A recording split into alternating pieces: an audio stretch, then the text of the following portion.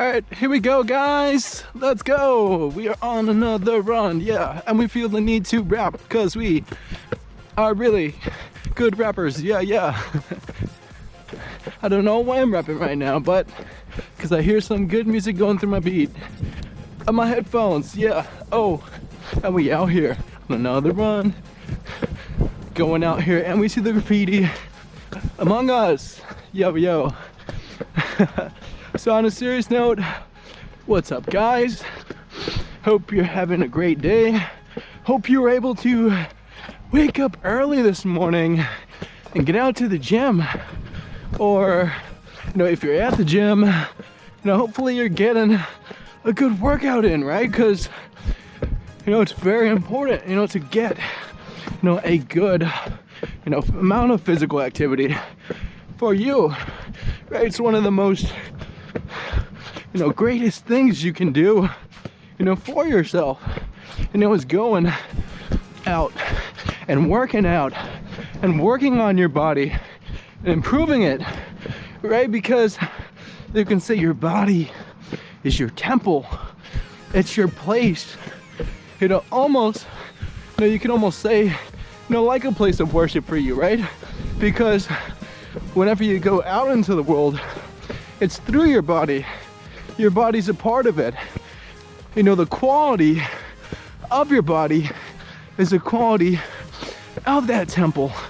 So working out, doing physical activity, strengthening those muscles of yours are going to help out and help in other aspects of your life when you show up and go to events and do all kinds of activities, right? Even when you go out to work, your coworkers might notice your gains, the progress that you made in the gym, working out, right? And they might ask you, how you did it. What workout routine are you doing? So let's start the stopwatch here so we don't lose track of time and go on out here. So yeah, it can have so many benefits, right? Just working out. And it's sad, that a lot of people can push it to the side, not stress its importance, like I do. I personally can't imagine, living my life without going to the gym, without exercise, right? What kind of a life is that to me? Almost a very empty life, one lacking the ability to grow within that aspect, because we can grow mentally, we can give ourselves all sorts of knowledge for our minds and work it out, but there's nothing like exerting your body and pushing it to its limits, your physical body, your temple. And from that, you can say, that you'll be able to, exercise your mind better, exercise, all different aspects of your life better, because it teaches you, the concept of working on your body, fatiguing that muscle, getting it tired, pushing through it, and waking up the next day stronger, faster, more capable of pushing more weight and running longer and seeing those improvements.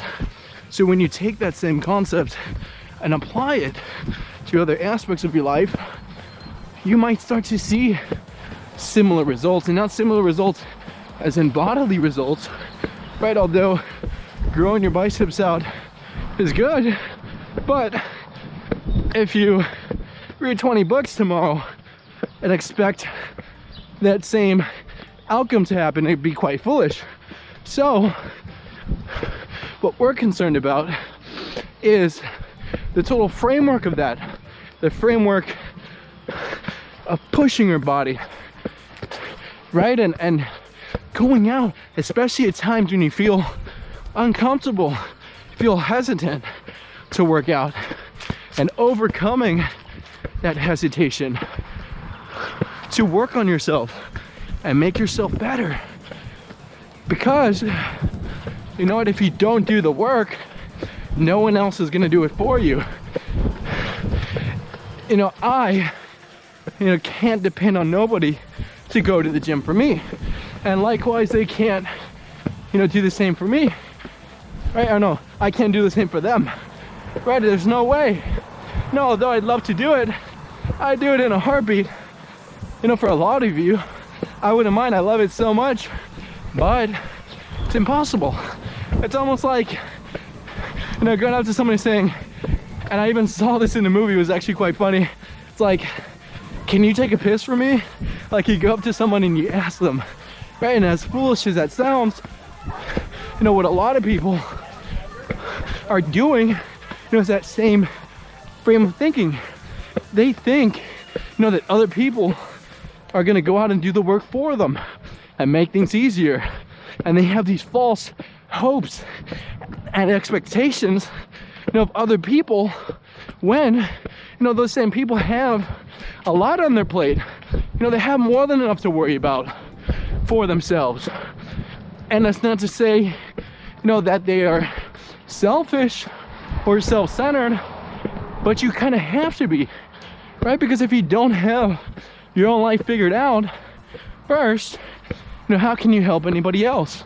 So from that, it comes, well, as we almost got hit,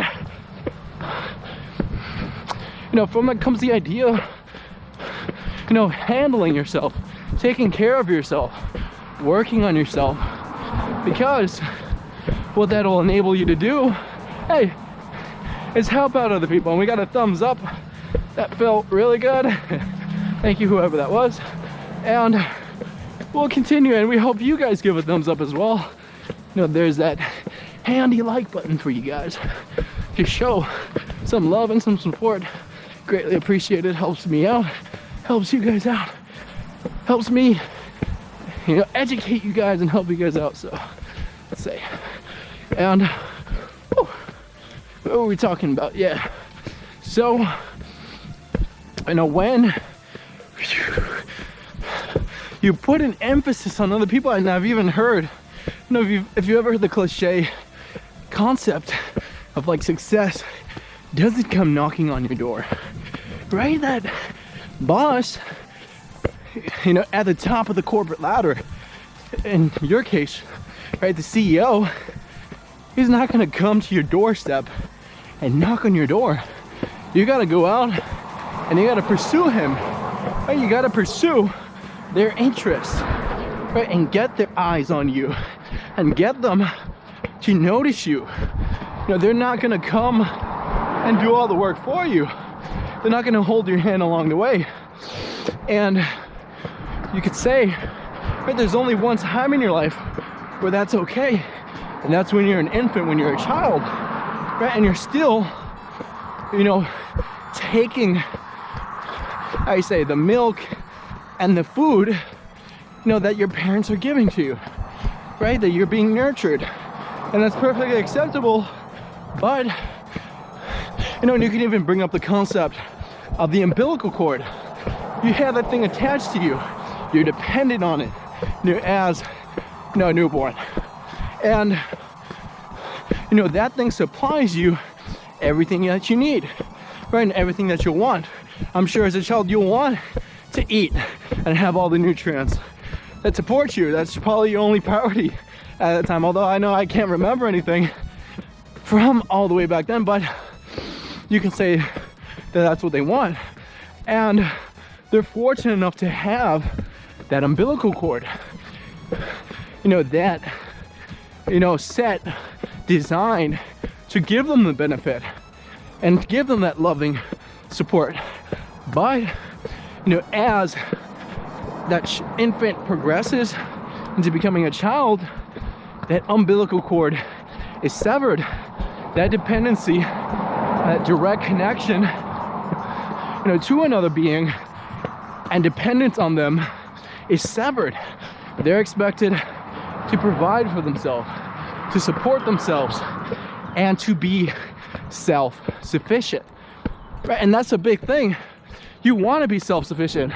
You want to be able to, you know, create your own way of supporting yourself and, you know, building the life that you. Hey, what's up?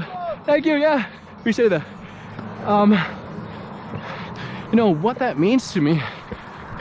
You know, and it's not, the definition is not like buying your own house and moving into it, right? Although that's a big step in that.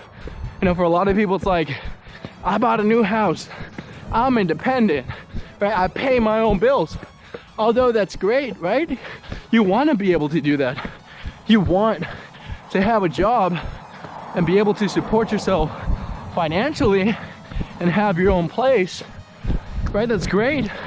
But, you know, you got to be able to support yourself emotionally, physically, right? Because if you neglect those things, they start to rot.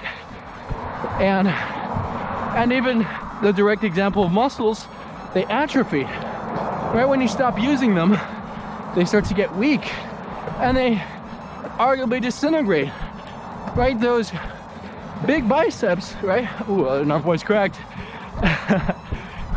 Those huge biceps that you see someone with in the gym, right? They had to work hard for that. They put in oftentimes years of effort in working out those biceps to get those huge muscles that you see. And they're maybe proud to show it off and everything.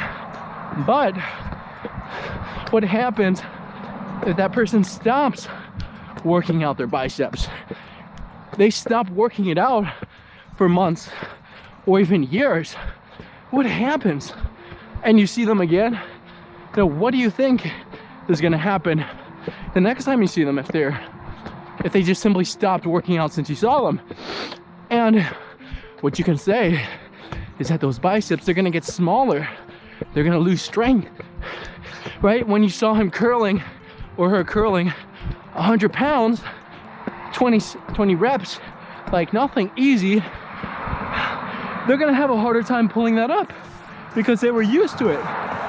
You know, that's what they train to do. And if you take that off, right, take that training regime and stop them from having that, you know, wait, hold up. We gotta clear our nose.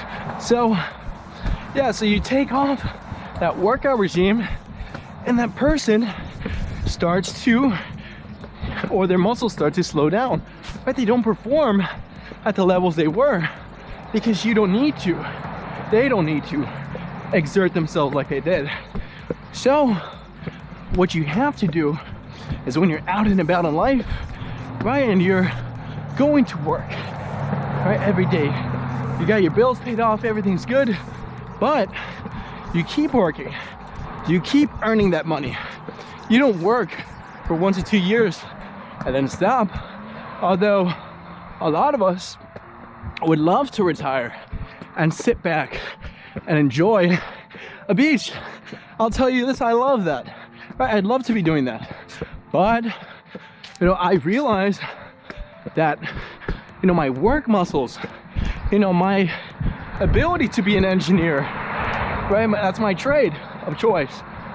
And say if I stopped studying engineering or practicing it for a couple years, 5 years, 10 years, you know, my ability to be a good engineer would lower, right? I'd lose confidence in myself. I lose, you know, the ability to perform at the level that I did. And you could say that some would be less than others, right? Some people you may not even notice the difference, but more likely than not, it's gonna get worse.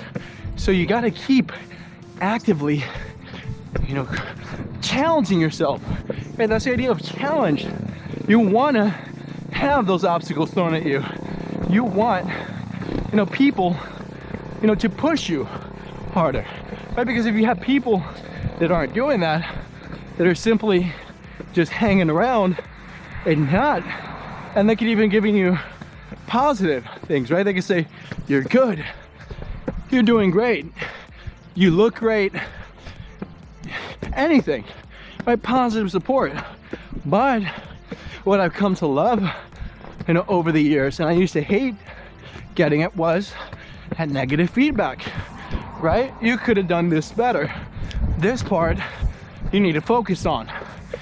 This part of your body, this part, you know, of your skill set, right? And that's fine. You want to hear that because it's going to make you a better person, a better engineer, bodybuilder, anything you're doing. And from that comes improvement, because how much are you going to improve if people just tell you, you know, positive things, that you're just doing good, you're okay, everything's all fine and dandy? And if you think that way, you're not going to make any progress. You're going to keep doing the same thing over and over again.